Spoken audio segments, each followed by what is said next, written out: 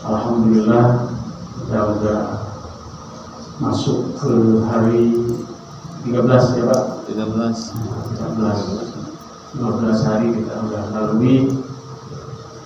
Mudah-mudahan tidak berlalu begitu saja, selalu bermakna, selalu berfadilah dan berfaedah. Artinya fadilah itu menjadi keutamaan, faedah itu artinya berfungsi untuk kita semua. Maka pada kesempatan ini saya untuk mengingatkan diri saya dan seluruh yang hadir bahwa ketika kita hidup di dunia ini akan berlalu 4 keadaan. Yang pertama imma yakuna fil ta'at. Keadaan kita ada dalam ketaatan.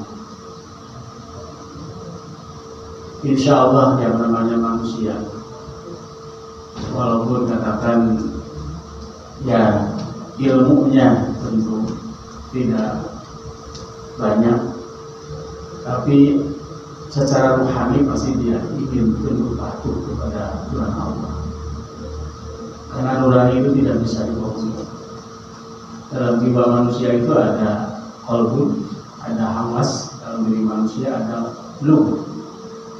Kalau qalbun itu bolak-balik ya, fluktuatif, kadang turun naik, kadang semangat, kadang tidak. Kalau hawas itu panca indera, ini nampak. Ada lagi yang sangat dalam, yaitu lub itu nurani. Nurani inilah yang kita harus isi semua. Sehingga ketika keadaan kita taat, maka kemarin saya sampaikan yang susah memang bagi kita itu dawamnya. Maka ketika kita ada taat, fayalzamu al-istimrar, maka mesti kita ini istimrar terus menerus. Ketika udah ada kesadaran untuk melakukan kebaikan, maka jaga kebaikan itu walaupun sedikit ya. Yang kemarin saya sampaikan ini nyambung. Walaupun ketaatan itu hanya nilainya tidak seberapa katakan, tapi harus bermakna bagi kita. Artinya bahwa nilai ketaatan itu memang walaupun sering kalau terus menerus itu lebih baik. Istimrar terus menerus. Afdhalul amal indallahi adwamuha wa in qalla. Sebaik-baiknya amal itu menurut Allah yaitu di sisi Allah yaitu wa in qalla. Walaupun sedikit, dawam wa in qalla. Jadi terus menerus walaupun sedikit. Terus kita bisa infak sedekah sehari 2.000 terus menerus itu lebih baik daripada 10.000 tapi sebulan. Itu kalau diartikan seperti itu. Kita bisa melaksanakan sholat sunnah rawatib baik yang 10 atau yang 12, karena ini ada 2 pendapat. Yang rawatib yang muakkad maksudnya kita lakukan dengan terus menerus itu lebih baik. Terus gitu, tidak terlewat kita rawatib yang muakkad, apalagi sampai gue muakkadnya. Kenapa ada sunnah muakkad, gue muakkad? Muakkad itu artinya dipentingkan. Bahkan setingkat lagi ke fardu. Kalau gue muakkad itu artinya dilaksanakan tidak terus menerus. Rasul itu memberi contoh tidak terus menerus. Seperti mana qobla maghrib, tidak terus menerus. Bukan berarti harus ditinggalkan. Ada yang secara otomatis dia meninggalkan tidak pernah qobla maghrib. Sebetulnya kalau di dalam hadis dalam 10 salam dikatakan wa insya kalau dia berkehendak. Artinya di sini tidak usah terus menerus ditinggalkan. Itu namanya gue muakkad atau muakkadah, gue muakkadah. Nah itu kita terus. Karena Bapak Ibu kita sehari semalam itu hitung aja sholat sunat dan sholat fardu itu jangan kurang sebelum 42 rakaat sehari semalam. Pernah menghitung dulu? Pernah ya? Itu 42 rakaat sehari semalam kita jangan tertinggal sholat sunat dan sholat fardu. Artinya sehari semalam kita ini yang bukan minimalis maaf ya, artinya yang standar lah. Ibadah seperti kita lah, bukan ibadah para rasul, bukan ibadah para sahabat ya, atau para aulia Allah, para kekasih Allah. Kita mah orang awam lah, orang-orang biasa, orang-orang standar gitu. Awam itu kan orang umum kan? Ya seperti kita ini kan minimal 42 rakaat Pak, 2 rakaat. Pernah menghitung? Ya tinggal dihitung aja lah, gampang ya. Itu bisa kita istimrorkan, lakukan dengan terus menerus. Ini kan ya godaannya, tantangannya. Bagaimana saya sekarang kemarin bahwa Allah sudah menyediakan, Rasul sudah memerintahkan dan mencontohkan, kadang kita sulit untuk melaksanakan sebagai umatnya tadinya. Kita sebagai umatnya harus mengikuti Rasul. Masya Allah. 42 rakaat. Yang wajib berapa? Hitung-hitungan aja lah, 17 ya. Ditambah tahajud. Tahajud yang standar berapa? 11 ya, dengan witir gitu. 11 dengan witir 8. Walaupun tahajud itu 2 rakaat juga. Jadi kalau kita bangun malam 2 rakaat tercapai juga qiyamul lail atau tahajud. Tapi Rasul memberikan contoh dalam hadis kaulinya ya, dalam hadis fi'linya 4, 8 dan 3. Artinya 11 berapa? 28. Ditambah duha. Ini yang paling sedikit, 2 rakaat. Jadi berapa? 30 ya. Nah, 30 tambah rawatib 12 rakaat. Berarti 42 rakaat. Nah, segitulah. Ini standar. Kita muslim yang tadi dalam keadaan taat itu memang minimal seperti itu dalam sholat saja. Karena sholat memang ibadah yang paling utama kan? Yang paling utama dan akan dihisab nanti awal itu sholat. Awal ma yuhasabu yaumal qiyamah as-sholat. Yang pertama dihisab nanti di kiamat itu, di hari kiamat, yang pertama itu yaitu masalah sholatnya. Maka sampai diisrokan dan dimiraj kan. Ini tentu sudah bukan dibahas dalam Isra Mi'raj. Nah, Bapak Ibu yang saya hormati, artinya kita ketaatan kita memang tidak boleh henti, harus terus menerus biasakan, terbiasa. Walaupun awal memaksakan kan gitu ya, bisa karena terbiasa karena kita suka melakukan terus menerus. Insya Allah sodako walaupun sedikit terus menerus kan gitu. Sholat terus, kita kebaikan terhadap diri kita, kepada keluarga, kepada tetangga, walaupun katakan tidak berharga, tidak berdaya, tapi kita lakukan terus menerus, insya Allah akan bermanfaat gitu. Di antara sesama saling tolong menolong, ta'awanu 'alal birri wat taqwa wa la ta'awanu 'alal ismi wal 'udwan. Gitu. Allah merintahkan supaya saling tolong menolong. Insya Allah ya. Keberkahan bagi kita ketika kita lakukan dengan ikhlas, walaupun tadi sedikit tapi istimrar terus menerus atau dawam, insya Allah itu nilai kebaikan. Kita mah kadang-kadang kalau orang Sunda mah terkubu-kubu tumilahnya, gebrak-gebrak tumilah, kubu-kubu gedang dan gitu. Istilahnya menunjukkan bahwa semangat turun Nabi. Memang wajar ya, iman kita kan jadi bayar khusus, kadang tambah kadang kurang, kadang semangat kadang lemah kan gitu. Sisi kemanusiaan memang satu kewajaran, tapi alangkah indahnya kalau kita bisa tadi mengistimrorkan ibadah kita, taat kita kepada Allah Subhanahu wa Ta'ala. Itu yang pertama. Jadi keadaan manusia itu ada dalam ketaatan, fitrah. Kadang juga terjadi imma yakuna fil ma'siyah, manusia itu terkadang terjadi ada dalam kemaksiatan. Menunjukkan bahwa iman kita tadi turun naik, yajib bayar terus. Kadang sedang berkurang iman kita, kadang kita juga tergoda terganggu dengan sisi kemaksiatan. Ya memang kalau melihat sisi manusiawi, kita ini manusia biasa, kadang benar, kadang salah, kadang melakukan kebaikan, kadang melakukan kemaksiatan, sisi manusia. Tapi kalau kita tidak bisa bertambah kebaikan, kurangi kemaksiatan kita. Tadi taat kita hanya gitu aja. Ya, tidak pernah tambah, tidak pernah naik karena tadi melanggengkan yang baik. Maka kurangi kemaksiatan kita. Mari kita evaluasi diri kita masing-masing. Ya, selama Ramadan inilah alhamdulillah kita dibimbing untuk bertaat kepada Allah. Tapi di sisi lain kan ini yang harus bisa menjaga apa yang membatalkan pahala saum. Itu dengan maksiat, dengan berdosa. bukan dengan makan minum, karena makan minum itu membatalkan saumnya. Nah, ini ada yang membatalkan pahalanya, yaitu dengan maksiat. Maka ketika kita bertahan, tidak tergoda, tidak terganggu, itulah memang kebaikan. Tapi kalau memang kita tergoda, terganggu, maka ada pintu yang kita harus lakukan, yaitu fa'alaikum bil istighfar. Maka mesti pada kita semua untuk melakukan istighfar. Fa'alaikum bil istighfar. Maka kita lakukan memohon ampun atau bertaubat kepada Allah Subhanahu wa taala. Inilah pintu bagi kita semua. Alhamdulillah kita disediakan ampunan dari Allah Subhanahu wa taala. Namun ketika kita punya dosa di antara manusia, maka saling memaafkan. Maka ketika kita berdosa kepada sesama manusia, maka harus minta maaf dulu kepada manusia itu. Walaupun di dalam Al-Quran tidak ada perintah kita untuk minta maaf, tapi yang diperintahkan itu memberi maaf. Wa'fu wasfahu, maafkanlah dan bersihkanlah. Wal 'afina 'anil nas, dan maafkanlah manusia-manusia.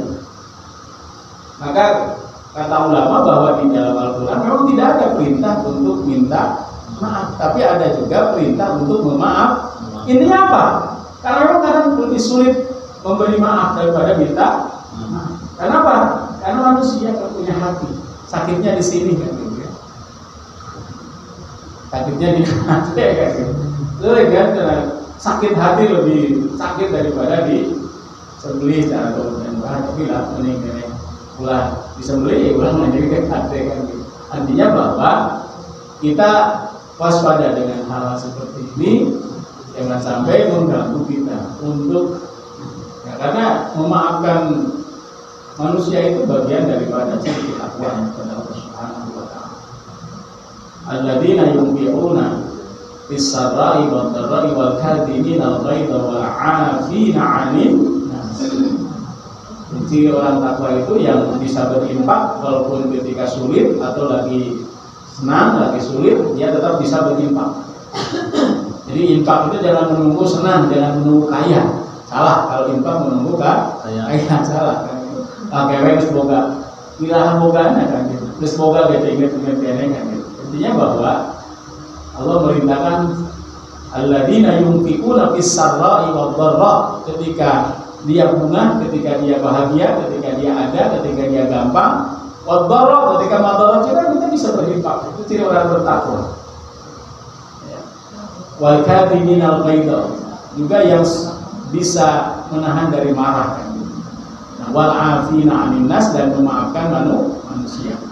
Maka dosa ini kan ada yang hablum minallah, juga hablum minal makhluk. Jangan dikira kita membunuh binatang itu tidak menjadi dosa kan? Kalau binatang itu tidak mengganggu manusia, tetap kita ada pri kebinatangan, tidak hanya pri kemanusiaan. Nah, Bapak Ibu yang saya hormati, inilah yang baru disampaikan, baru dua, ada 4 Pak karena waktu. Jadi keadaan kita satu dalam keadaan taat, maka apa yang kita harus berbuat? Istiqror, terus menerus ketaatan. Dan yang kedua, kita masuk kepada keadaan maksiat, berdosa. Maka cepatlah kita beristighfar, cepatlah kita bertobat kepada Allah Subhanahu wa taala. Allah Maha Pengampun, Allahu Ghafurur Rahim. Allah itu Ghafurur Rahim. Allah itu Maha Pengampun dan Maha Penyayang. Mudah-mudahan ketika kita dalam keadaan taat, kita tetap istiqomah terus menerus, dan ketika kita dalam bermaksiat, kita semangat untuk bertobat. Innallaha yuhibbut tawwabina wa yuhibbul mutatawwibin. Senantiasa Allah mencintai orang-orang yang bertaubat, artinya sadar atas dosa-dosa dan juga yang mensucikan dirinya. Artinya bahwa mensucikan dari dosa dan mensucikan dari kotoran. Innallaha yuhibbut tawwabina wa yuhibbul mutatawwibin. Mudah-mudahan kita termasuk hamba-hamba Allah yang dicintai oleh Allah Subhanahu wa taala, karena kita sering bertaubat dan sering kita membersihkan diri kita dalam hati dari kotoran, sehingga mudah-mudahan dosa yang kita lakukan pada dalam ampunan Allah Subhanahu wa taala. Terima kasih, hatur nuhun. Wallahul muwaffiq ila aqwamit thoriq. Wassalamualaikum warahmatullahi wabarakatuh. Waalaikumsalam warahmatullahi wabarakatuh. Luar biasa apa yang disampaikan oleh Pak Kiai. Yang pertama, mudah-mudahan kita senantiasa taat kepada Allah, kemudian kita bisa mendawamkan atau istiqomah dalam kebaikan. Kemudian yang ketiga, kita juga terus berusaha untuk mengurangi hal-hal yang tidak diperkenankan oleh syariat Islam atau mengurangi maksiat. Kemudian yang keenam, senantiasa kita bertobat atau beristighfar. Barangkali dari jamaah sekalian, dari tema tersebut ada yang masih penasaran atau bisa ditanyakan, atau dari di luar tema tersebut, maka kami persilakan, kami buka pertanyaan untuk jamaah, maka kami persilakan barangkali ada.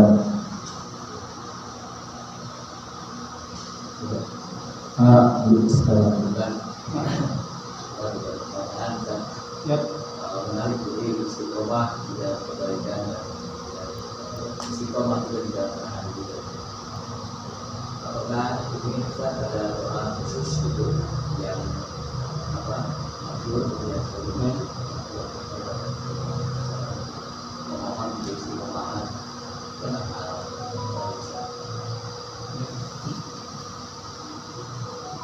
ada doa yang kita memohon supaya ada dalam kebaikan, artinya dalam bimbingan Allah Subhanahu wa taala, yang tentu ini semua kita harus amalkan dan harus lakukan, sehingga mudah-mudahan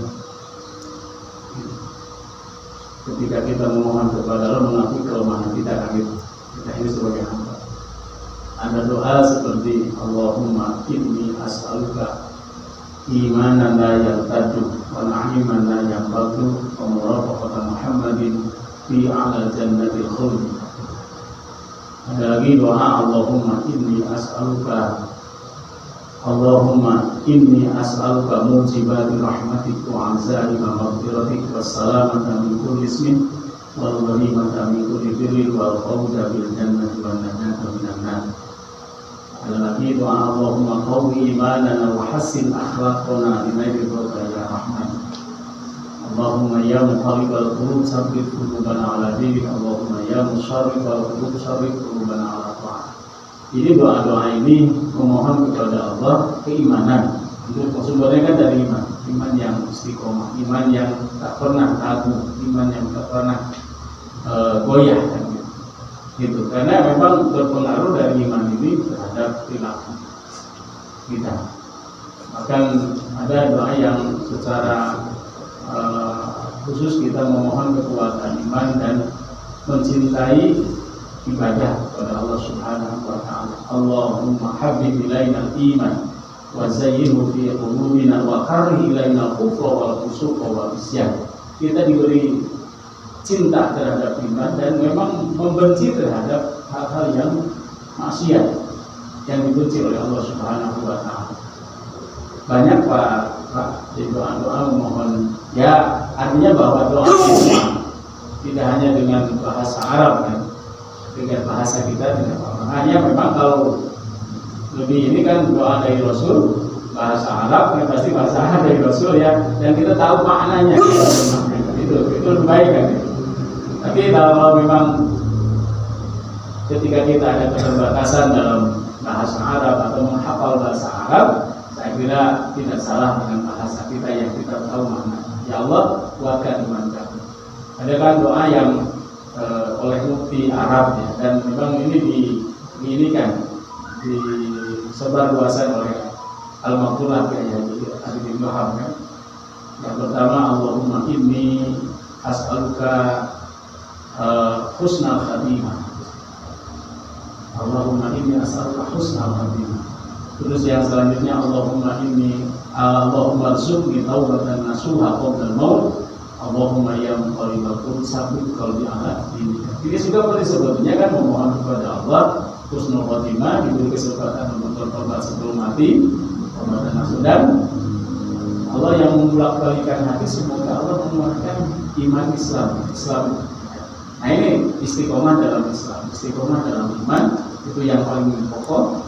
Juga kita istiqomah dalam beramal, memohon kepada Allah untuk selalu bahwa amal yang kita lakukan mohon terus menerus, tidak pernah tidak pernah bosan.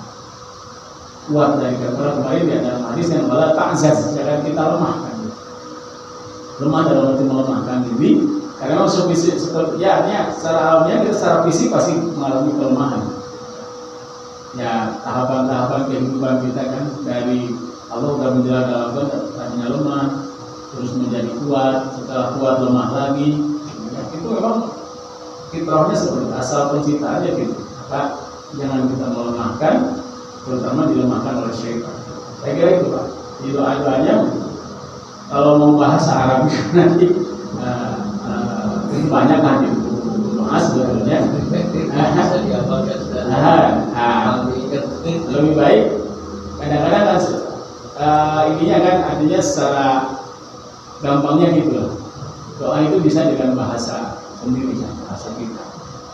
Tapi alangkah baiknya tadi doa yang maksurat, doa yang dari Rasulullah kita hafal dan tahu terjemahnya atau artinya sehingga kita bermakna. Maka kenapa? Mohon maaf saya sampaikan, Agim itu jarang doa dengan bahasa Arab. Dengan muhasabahnya dia banyak doa dengan bahasa kita. Supaya kena mungkin lebih dipahami. Ada yang seperti itu. Bukan, saya yakin Pak Agim bukan berarti tidak tahu bahasa Arab, tidak tahu yang berbahasa Arab dan seperti itu. Artinya bahwa di sini kita jangan sampai bisa bahasa Arab akhirnya tidak doa kan gitu. Nah, ini kalau kesimpulan ke sana salah. Tapi ketika kita berdoa dengan bahasa kita, kita tahu makna dan memang lebih menyentuh, bahkan itu saya kira nggak salah kan.